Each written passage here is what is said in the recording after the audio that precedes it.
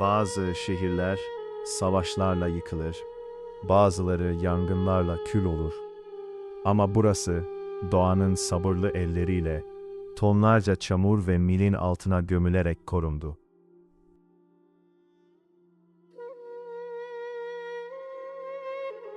Menderes Nehri'nin kıvrımlı topraklarında yüzyıllarca süren derin bir uykudan uyanan bu yer, Magnesia ad Meandrum'dur.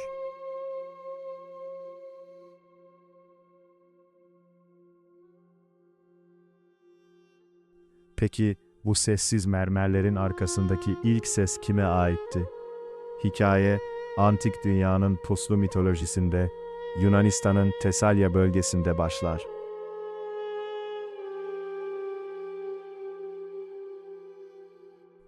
Kentin kurucuları, Homeros'un İlyadası'nda adları geçen savaşçı bir halk olan Magnetlerdir. Tanrı Apollon'un nedeni, bugün bile tam bilinemeyen gizemli bir kehaneti üzerine ana yurtlarını terk etmek zorunda kalırlar.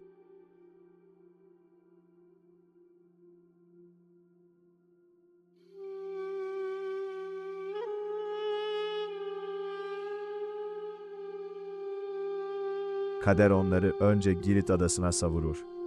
Apollon onlara bir işaret vaat etmiştir.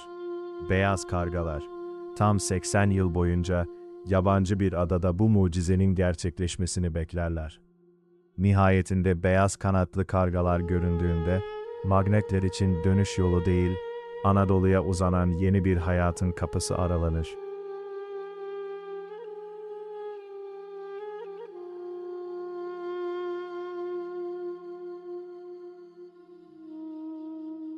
Magnetlerin bu kutsal yolculuğuna, Gnaukos soyundan gelen cesur rehber Leukipos önderlik eder. Gemiler, Menderes Nehri'nin denize döküldüğü o günkü adıyla Mandrolitya kıyılarına yanaşır.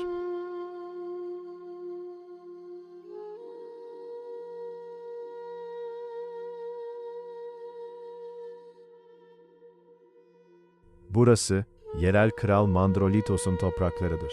Ancak şehri kılıç zoruyla değil, bir aşkın yardımıyla alacaklardır.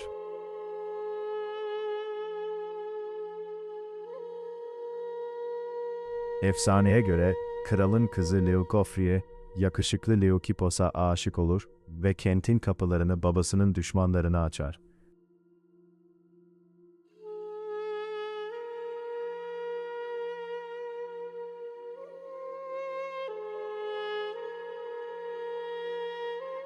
Böylece Mandrolitya'nın yerini adını kurucularından alan Magnesia alır. Fakat Magnetler için göç henüz bitmemiştir. İlk kurulan şehir, bugün yeri hala saptanamayan Palai Magnesia'dır.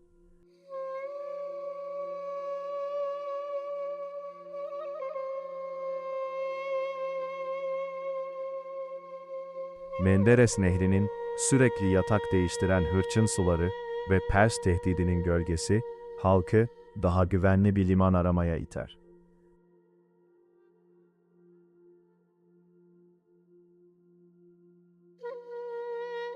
Takvimler, MMR 199 yılını gösterdiğinde, koca bir halk evlerini terk ederek Gümüş Dağı'nın Toraks eteklerindeki bugünkü görkemli yerine taşınır. İşte bugün bizim gördüğümüz Magnesia, o günkü güvenlik ve beka mücadelesinden doğan bir mühendislik harikasıdır.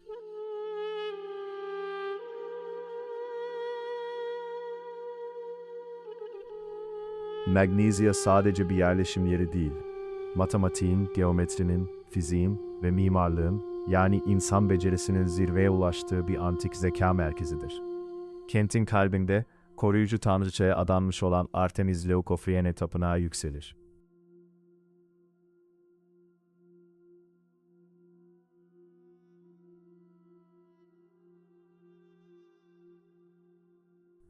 Burası sadece dini bir merkez değil, antik mimarlık tarihini kökten değiştiren bir dehanın, Prieneli Hermogenes'in imzasını taşır.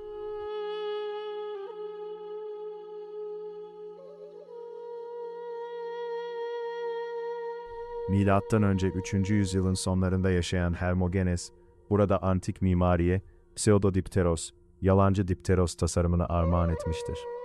Bu dahi tasarım dışarıdan iki sıra sütunlu gibi görünmesine rağmen içteki sütun sırasını kaldırarak içeride devasa bir boşluk ve zarafet yaratıyordu.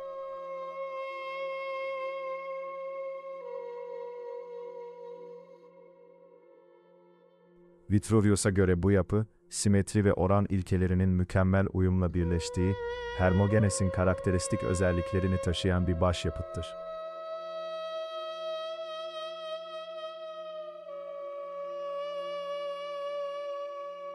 Ünlü coğrafyacı Strabon'un aktardığına göre, bu tapınak, Efes'teki Artemis Tapınağı'ndan boyut ve adak sayısı bakımından küçük olsa da, yapısal uyum, işçilik ve sanatsal değer açısından ondan çok daha üstündür.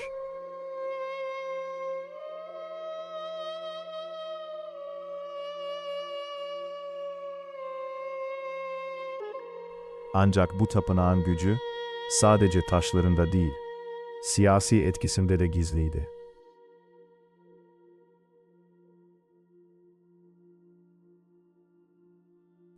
Artemis'in kendini göstermesiyle Epifaneia başlayan süreçte, kentin ve tapınağın kutsallığı uluslararası düzeyde tanındı. Seleukos, Ptolemaios ve Pergamon kralları tarafından gönderilen resmi mektuplar, Magnezya'nın Asilia, yani kutsal ve dokunulmaz statüsünü onaylamıştır. Bu mektuplar, tapınağın o dönemde nedenli dokunulmaz bir sığınak ve diplomatik bir merkez olduğunu kanıtlar niteliktedir.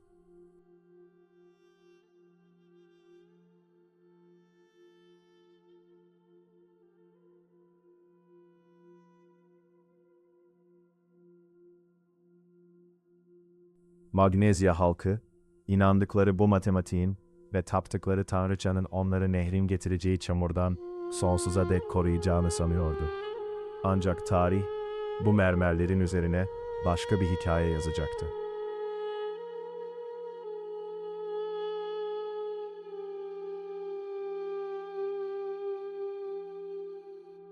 Şimdi, antik dünyanın en görkemli sahnelerinden birine adım atıyoruz.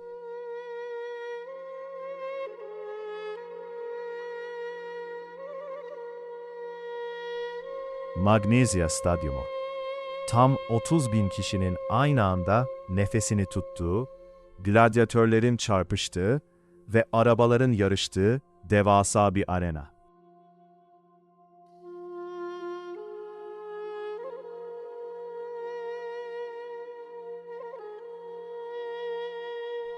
Burası sadece bir taş yığını değil, yüzyıllarca tonlarca çamur ve mil tabakasının altında saklanarak günümüze ulaşan bir mühendislik mucizesidir.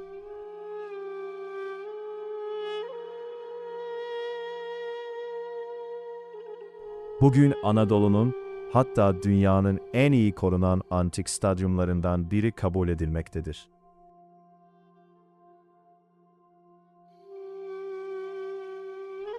...18 metre uzunluğundaki bu devasa pisti eşsiz kılan asıl sır, podyum duvarlarına kazınmış olan 150'den fazla kabartmadır.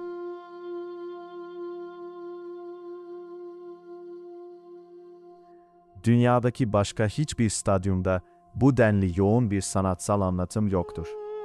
Bu taşlarda ter döken yarışmacıları, onlara verilen görkemli ödülleri ve yarışma türlerini görebilirsiniz.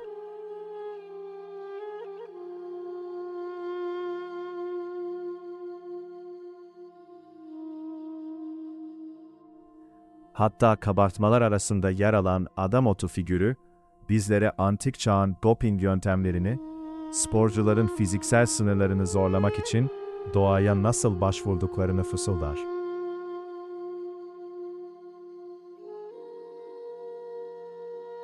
Kazılar, Magnezya halkının sadece eğlenceye değil, toplumsal düzene ve dayanışmaya verdiği önemi de taşlara kazınmış halde gün yüzüne çıkarmıştır.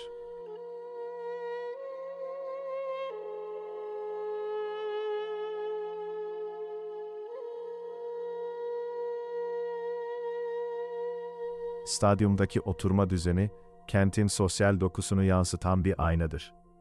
Meslek loncaları ve farklı kentlerden gelen misafirler için ayrılmış özel bölümlerin yanı sıra, modern dünyayı bile hayrete düşüren bir hassasiyetle karşılaşırız.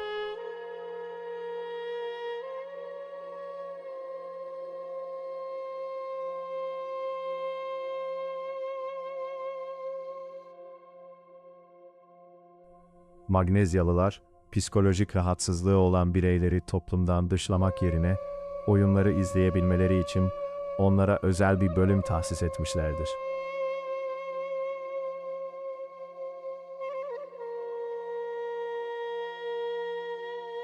Bu, antik dünyada nadir görülen bir kapsayıcılık ve sosyal empati örneğidir.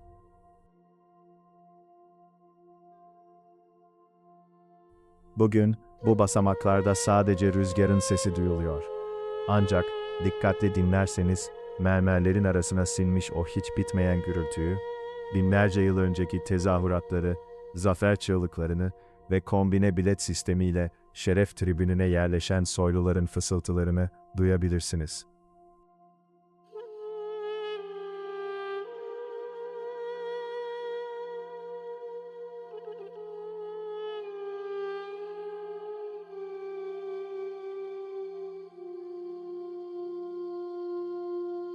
Magnezya Stadyumu, bir zamanların yarışlar kentinin kalbi olarak tarihe meydan okumaya devam ediyor.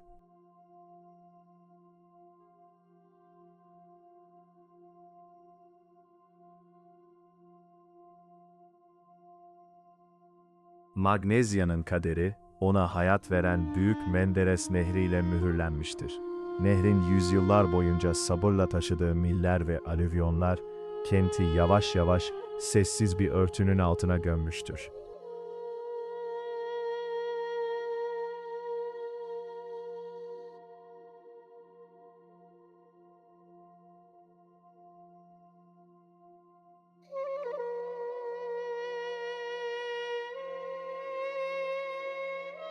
Ancak bu hüzünlü son, aslında kenti savaşlardan ve insan tahribatından koruyan muazzam bir zaman kapsülüne dönüştürmüştür.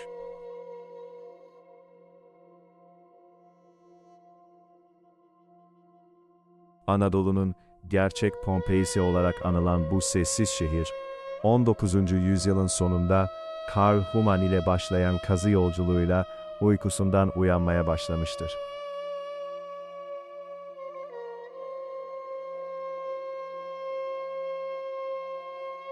Bugün bu kutsal yolculuk, Ankara Üniversitesi'nden Doçent Doktor Görkem Kökdemir başkanlığında Kültür ve Turizm Bakanlığı'nın Geleceğe Miras projesiyle kentin hiç bilinmeyen sayfalarını aralıyor.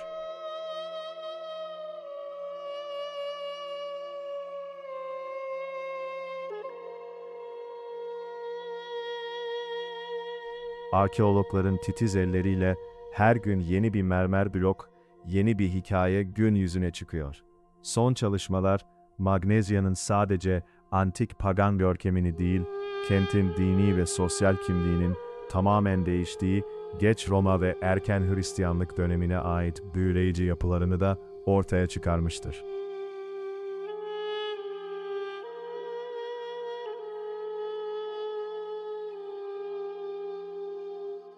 Çerkes Musa Camisi yakınlarındaki kazılarda 5. yüzyıla tarihlenen ve şaşırtıcı derecede iyi korunan freskler bulundu.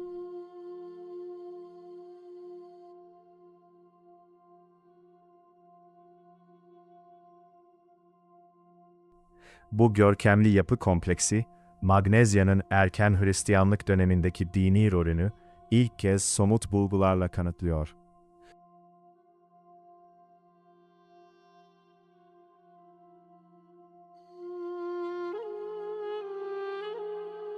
Özellikle bulunan bir bronz kandil, paganizmin sonlanıp Hristiyanlığın öne çıktığı o kritik yüzyılların sessiz bir tanığı olarak tarihe ışık tutuyor.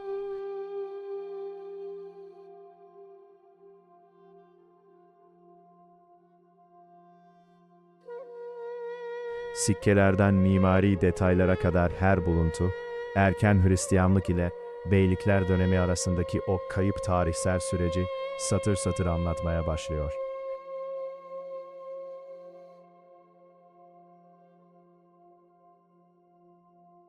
Magnezya her yıl toprağın derinliklerinden yeni sırlar fısıldayarak Anadolu tarihinin eksik parçalarını tamamlamaya devam ediyor.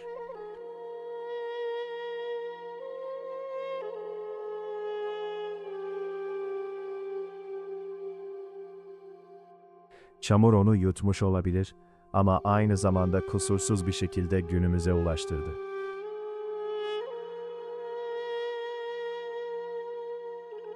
Magnezya'nın sessiz basamaklarında yürürken aslında tarihin o hiç bitmeyen gürültüsünü, insanlığın değişim öyküsünü duyuyorsunuz. Yorumlarda buluşalım. Gerçeğin izinde kalın.